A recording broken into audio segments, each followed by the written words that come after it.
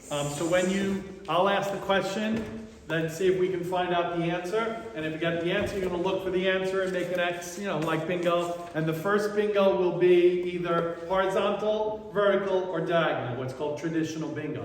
So let me know if you reach bingo, and then we'll go to full card bingo. Okay?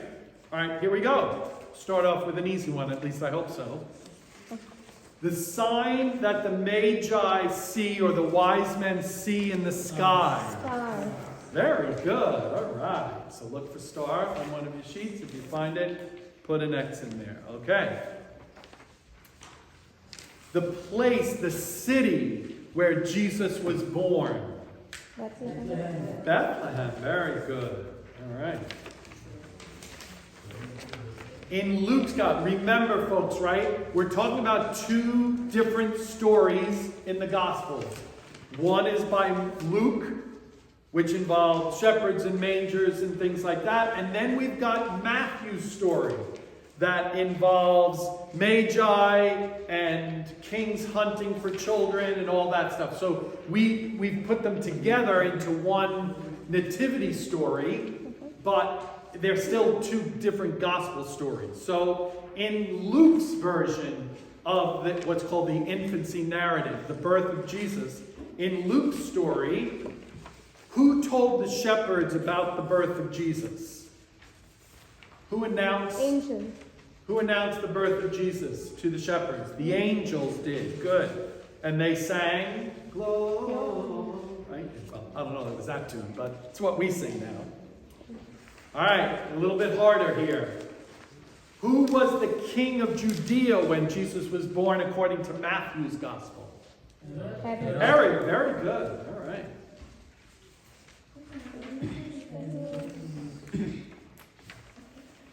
Now this is one question, but you can find it in 3 squares because it is, what were the 3 gifts that the wise men brought in Matthew's gospel? Frankincense. Good. Gold, frankincense, and myrrh. Very good. Gold, frankincense, and myrrh. So you can find those in individual squares. That confused folks last time, yes. It confused folks last time because it's one question with 3 squares. Gold, frankincense, and myrrh. M-Y-R-R-H. It was embalming. It was an ancient use of embalming a dead body, which is why the 3rd gift people don't understand was actually a gift predicting Jesus' death. Which, of course, you wouldn't necessarily want at your birth. Yes. So it was gold for his kingship, frankincense for his connection to heaven, and myrrh announcing the fact that he would die. So gold, frankincense, and myrrh. Very symbolic gifts from the Magi. I was just wondering, why is it 3 gifts? Yeah. What does it relate to? Well, 3 is also symbolic, right, in terms of a richness. Okay. Things that happen in 3 announce a positive change. That's why we still today say things happen in 3s. The Trinity, Father, Son, and Holy Spirit. A marriage, the lover, the beloved, and the love between them. It's called the power of 3. In society today. So that's why anything that's in 3 is very symbolic. So they've made it 3 gifts, which is why we used to, when my kids were in family base, we did a thing with all the families at the time in family base, a thing called the Wise Men Project, which was that we got the children to write to Santa that they only wanted 3 gifts so that Santa would be able to get the more expensive gifts for the children in the inner cities who needed them. So we then did a donation process for the families to give the extra money that they weren't using on their own children by only having 3 gifts, and we donated them to an inner city pre-K program to allow the parents to help get things that they needed for the family. What's the name of Jesus in Luke's gospel? He's Jesus' cousin. Interestingly enough, in Matthew and Mark, they say nothing about relationship. But in Luke, he says, yes, they were actually cousins. John the Jesus and John the the Baptist. Baptist, our patron saint, yes. John the Baptist. In John's Gospel, instead of having an infancy narrative, a story about Jesus' birth, instead he describes Jesus as the light of The world. world. Jesus is the light of the world in John's Gospel, in the prologue, in the beginning of his Gospel. So look for the word world. Should be there somewhere, I think, Yeah. on one of them. What did Mary say to the angel Gabriel when asked to be the mother of Jesus? Yes. Hopefully there's nothing on there that says no, because that's not an option. Yeah, Mary said yes to Jesus, to Gabriel, to be Jesus' mother. Yes. So here's a trick question. Which two Gospels do not have the story of Jesus' birth? So out of the 4 Gospels, only 2 have it. So let's first cover the 2 who don't have it. What 2 Gospel writers do not include a story of Jesus' birth? Matthew and Luke. Nope. The other 2. Matthew, John and Mark. John. Remember I told you Mark starts with John the Yeah. Baptist. He doesn't include an infancy narrative. And then John already has Mark, Matthew, and Luke's Gospels in his community, so he doesn't want to do a 3rd story of Jesus' birth, so he does a theological thing about Jesus being the Word made flesh and the light of the world. So the 2 that do not have stories of Jesus' birth are John and Mark. So you can look for John and Mark.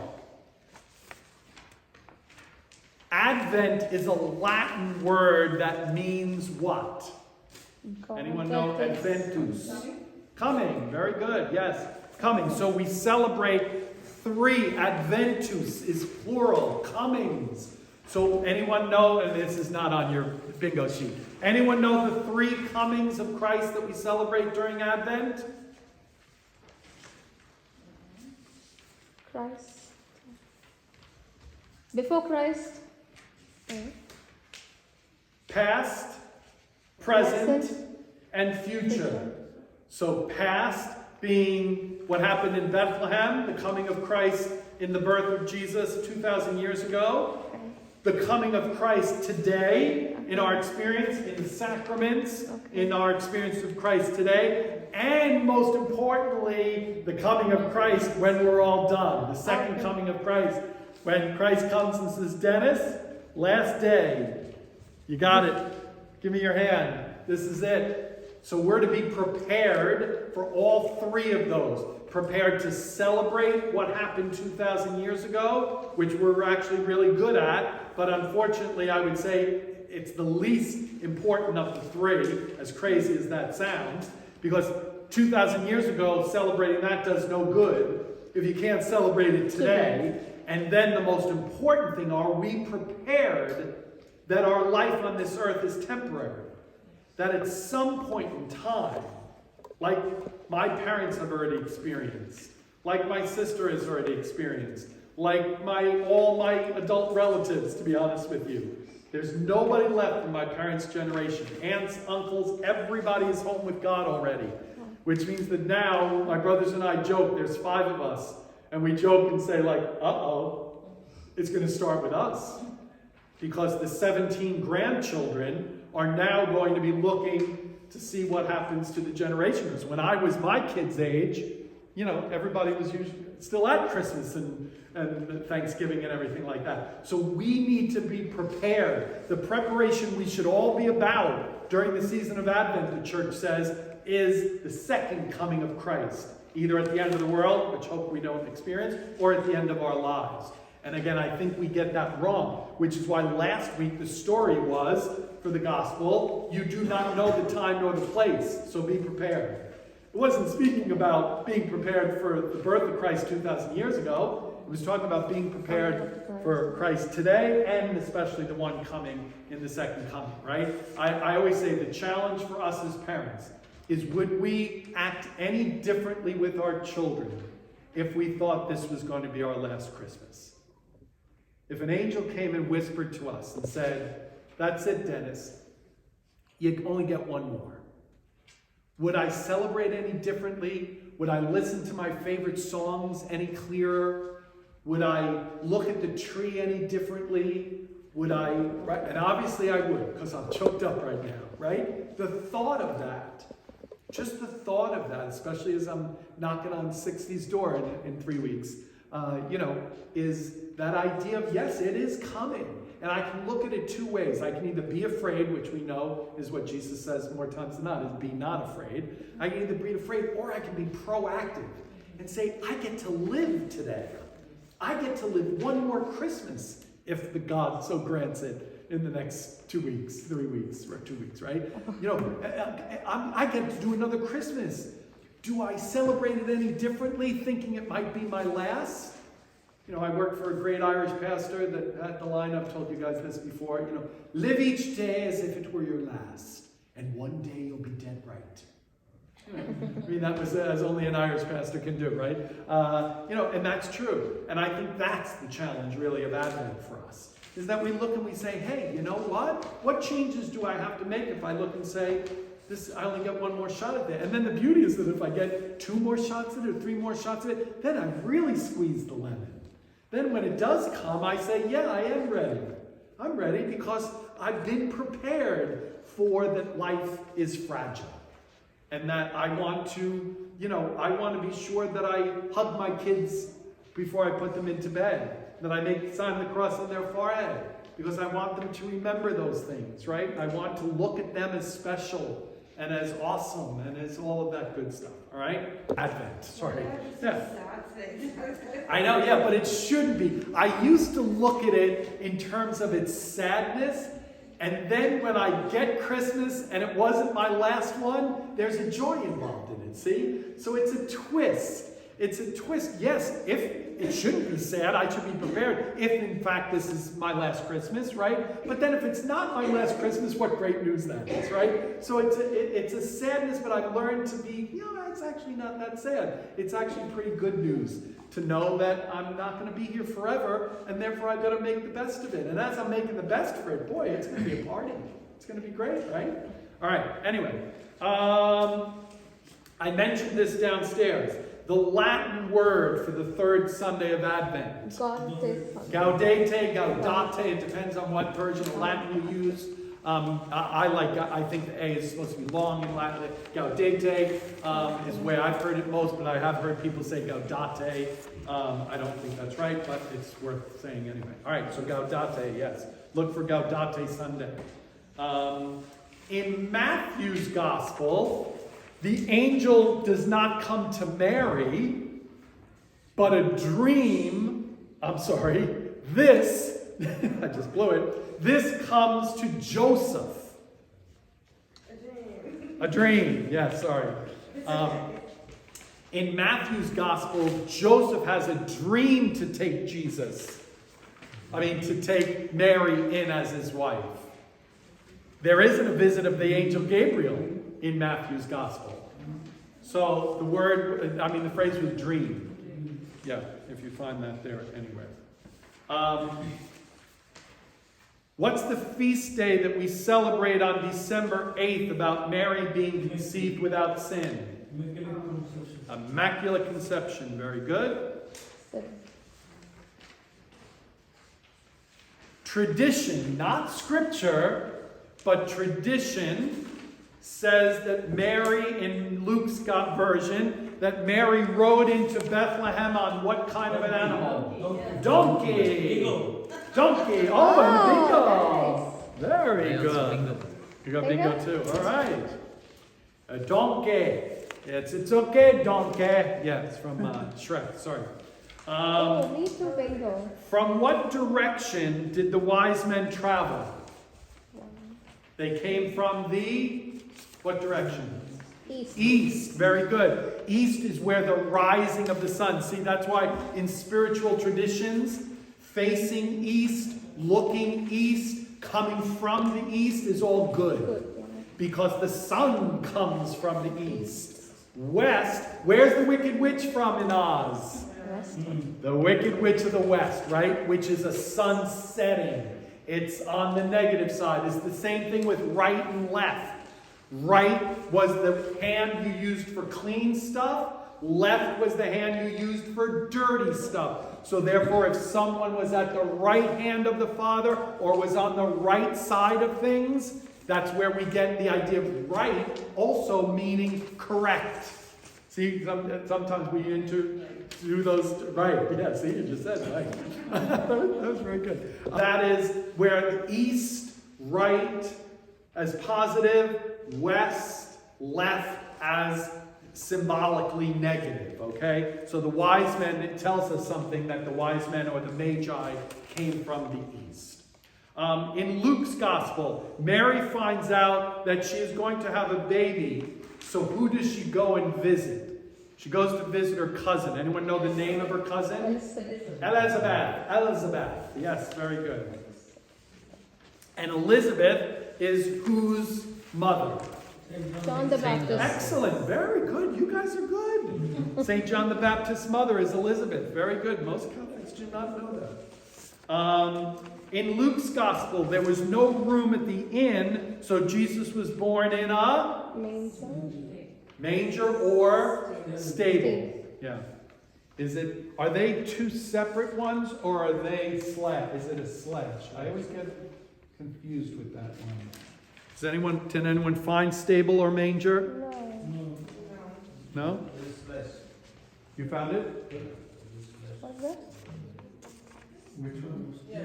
Oh, good. It's a slash. Thank you. Yes, What it's is a that? slash rather than two. Good. Because I have to do this again tomorrow night, Mawa. So I just want to be sure that I get them right. Which ones are double, like gold, frankincense, and myrrh? 3 different ones. They're not slashed.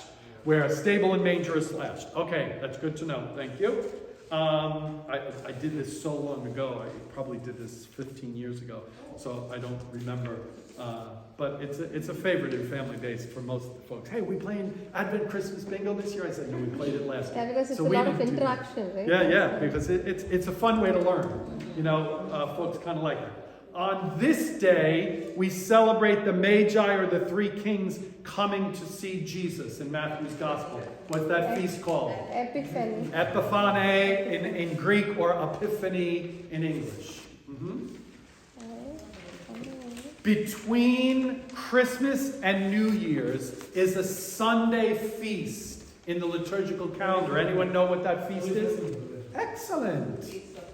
Holy Family, very good. The Feast of the Holy Family is always going to be the Sunday between, except when Christmas falls on the Sunday, then that messes the liturgical calendar up again, because then Holy Family has to move to a Monday, because the Feast of Mary, Mother of God, which is New Year's, which is 7 days after Christmas, takes precedence over Holy Family. So the liturgical calendar gets messed up then. But once we get off that, like we are this year, Christmas is on a Monday. So when we get to that Sunday, it's going to be Holy Family in the morning, and then in the evening, it will start. The feast of the Mary, Mother of God, or New Year's Day. All right. The name for Jesus, which means God is with us. Emmanuel. Emmanuel. Very good. Yes. The teaching that the Nativity is a celebration of God becoming human and being born of the Virgin Mary is called the what? It's a big word. Anyone know? It means enfleshed. God enfleshed. What's the doctrine? It's one of the two. So there's 2 major doctrines in Christianity. Trinity and this doctrine, which means God became fully enfleshed in Jesus of Nazareth. Excellent. Incarnation. Incarnation. Infleshed. Carne meaning flesh. So those are the 2 major doctrines. Trinity, believing God is love, is a loving relationship, and incarnation. That God is enfleshed in this world that we live in. We have to stop, in my opinion, we have to stop thinking about God up there, out there, over there. It's not helpful. It has been very bad for our spirituality to have this, in my opinion, overly focused dynamic of heaven. Yes, it's somewhere I believe and hope that we all end up. But it is not what Jesus speaks about, this concept of the kingdom of God being here and now. It's not we're just living in order to get a reward for it after. So when we get that in our mentality, we tend to keep thinking of God. I'm praying to God up there, out there, over there. No. I need to learn to pray to God in here. In here. In here. I'm praying to a God that is right here with us. That's Emmanuel. That's what Christmas celebrates. If we believe still that God is up there, out there, over there, like Judaism did, we don't need to celebrate Christmas. Exactly. It really, we don't have a good grip, in my opinion, on the incarnation. But anyway, all right. The two Gospels that do tell the story of Jesus' birth. Matthew and Luke. Now, are they a slash or are they two separate ones? Slash? Okay, slash. Matthew and Luke. It's an and. Okay, thank you. Matthew and Luke. In Luke's Gospel, who wanted the entire empire to register in each of their own hometowns?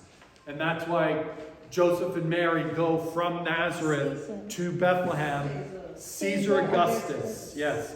The Emperor Caesar Augustus declares a census and makes everyone go to their hometown, which of course lets us know then that Joseph was of the house of David, which was then going to make the connection for Jesus' royalty, which lets us know that early on there wasn't so much focus on the virgin birth as there is now. Probably in the beginning, that idea of counting Joseph out completely as the father wouldn't have been present, or Matthew's gospel wouldn't have focused on the lineage, the bloodline, important for Jesus being from the house of royal David, comes through Joseph, which would not be the case if indeed they believed at that point in time that he was adopted. Right? We've come to that understanding using current language that Joseph was what gets referred to as the foster father of Jesus, but that probably wasn't the case early on, or we wouldn't have had this idea of Joseph connecting Jesus to the line of David, which is so important to prophecy fulfillment there. Anyway, just throw that in for you. Okay, here we go. The word in the Bible, in Matthew's gospel, they are not called wise men. They are called magi or magi. Yep. Again, Greek words. Oh, there we go. All right, very good. Let's see if who can get full card bingo next. We'll see. In what part or what half, and it's not half, but what part of the Bible will you hear the story of Jesus' birth? New Testament. New Testament, very good. There are 4 of these on an Advent wreath. Candles, yes, very good. We now have added in a 5th candle for the Christ candle. I'm not a big fan of that, I have to be honest with you. That's an addition into the tradition. I like the idea that it was done from a wheel. At the end of harvest, the farmers took the wheel off to clean the wagon and everything like that. And when they took the wheel off and put it down, they put greenery around it and they put the candles on the 4 corners of it. I mean, it's a clear part of the tradition. 3 purple, 1 pink. So then adding this white candle into the middle of the Advent wreath, I know that it's then supposed to celebrate the fact that Christ is already with us, right? What we don't want, what we want to try not to do is think that during Advent we're pretending that Jesus wasn't born yet. Jesus is not being born on December 25th. That happened 2,000 years ago. We're preparing to celebrate that birth. So that's where the tradition of putting the Christ candle in the middle, that as we're lighting it, we're not lighting it to get ready for Jesus of Nazareth to come into the world. So in order to teach that, they did this thing of adding a white candle in the middle to represent the Christ candle that you lit along with the first Sunday to say that, no, Christ is present today. I get the teaching, and I'm usually on the side of using something as a teaching tool, but I'm probably more of a tradition guy and ritual guy than I am of a teaching in that instance, because I don't get adding the fifth candle in. If you're counting weeks, that's the whole point of it, and you're doing 3 purple and 1 pink, I don't get the Christ candle. What week do we light the pink candle? Third week. Third, very good. Not the fourth, third.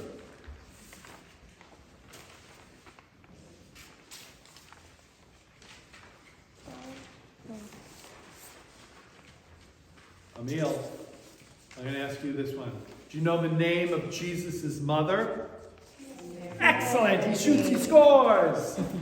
Mary, very good.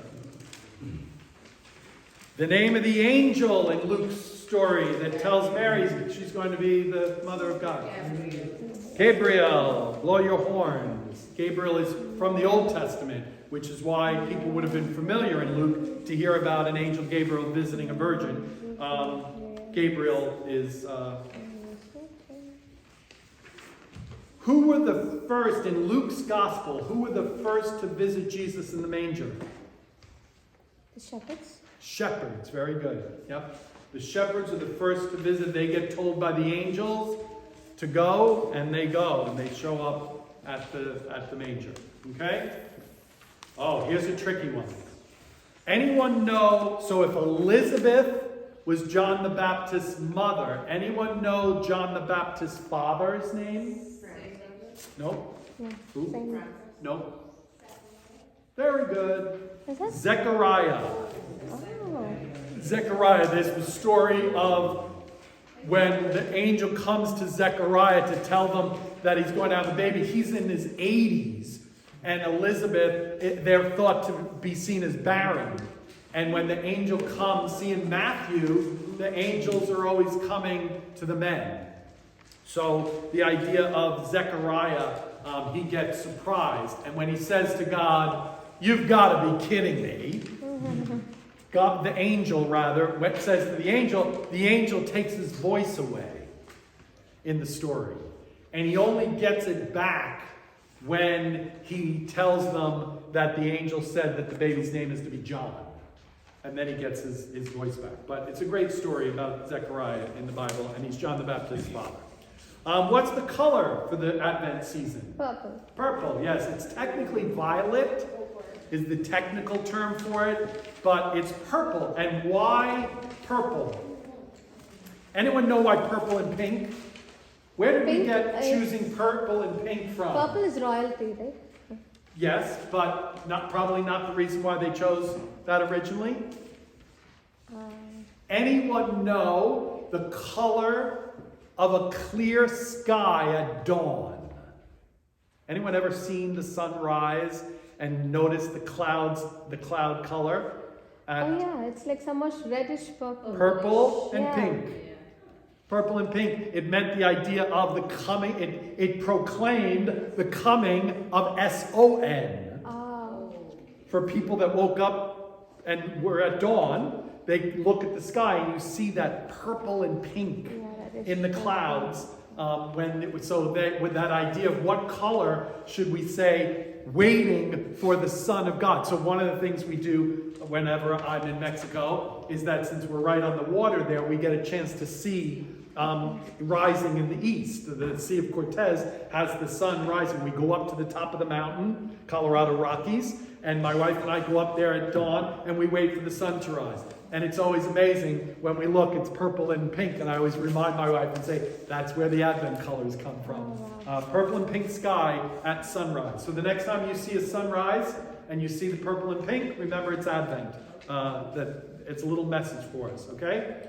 What's the season in the church year after Advent? Ordinary time. Nope. Advent gets us ready for? Christmas. Christmas time. Yeah, Christmas or Christmas time. Is the season. Remember, it used to be 12 days. Now it's from Christmas until the feast of baptism of the Lord. But Christmas is the season after Advent. And how about the season after Christmas? Ordinary time. Yes, very good. Christmas, Ordinary time. All right, Emil, here we go. Another question for you, buddy. Jesus' father's name. Ooh, he shoots, he scores again. Good job. Joseph. What's the small city in Galilee that Jesus grew up in? Jesus of Nazareth. Nazareth. Very good. So you see there, that's the fact, is the fact that they put on the top of the cross Jesus of Nazareth. So we know Jesus was raised in Nazareth, but that's where Matthew and Luke interpret that differently. We know he's born in Bethlehem. We know he's raised in Nazareth. So what Luke does is says, oh, well, if he was from Nazareth, what was he doing born in Bethlehem? Census. Went because of Joseph's family to Bethlehem in order to register in the census. That's the story we get from Luke. Matthew says no, which means that, like with a lot of us, we were born in one place and we ended up being raised somewhere else. So therefore, he was born in Bethlehem because that's where Mary and Joseph lived at the time of the birth. And then they moved because of Herod hunting for the child that was predicted to be the king. And when they go to the hunt, the dream says, go into hiding in Galilee, and they go to Nazareth. So the facts are still the same, but the story is different. One in Luke, one in Matthew, declaring why there's this Nazareth, Bethlehem thing going on. And they kind of give two different explanations of that. What occupation was St. Joseph? Carpenter, very good. How about the feast day we just celebrated on December 6th that gives us the tradition of Santa Claus? Saint Nicholas. St. Nicholas, very good. St. Nicholas is the one that used to leave treats in people's shoes.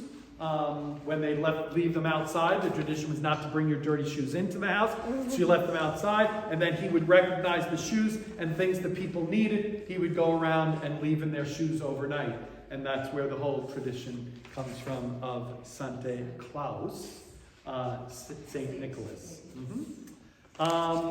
There's a beautiful song in the Gospel of Luke that Mary apparently, quote-unquote, sings, but of course we do not have the tune. My soul proclaims the greatness of the Lord. He has looked upon his servant in her lowliness, is this beautiful song in Luke that Mary sings in there. And it's a song and then a prayer. Anyone know the name of it?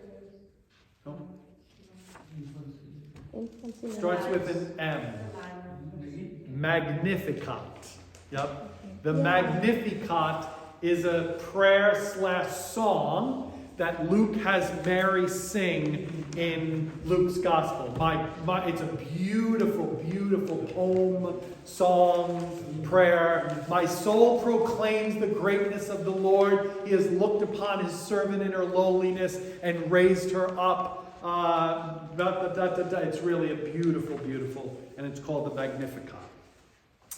Here we go from today's Gospel. What did John the Baptist eat while he was in the desert? Locusts and wild honey. Locusts and honey.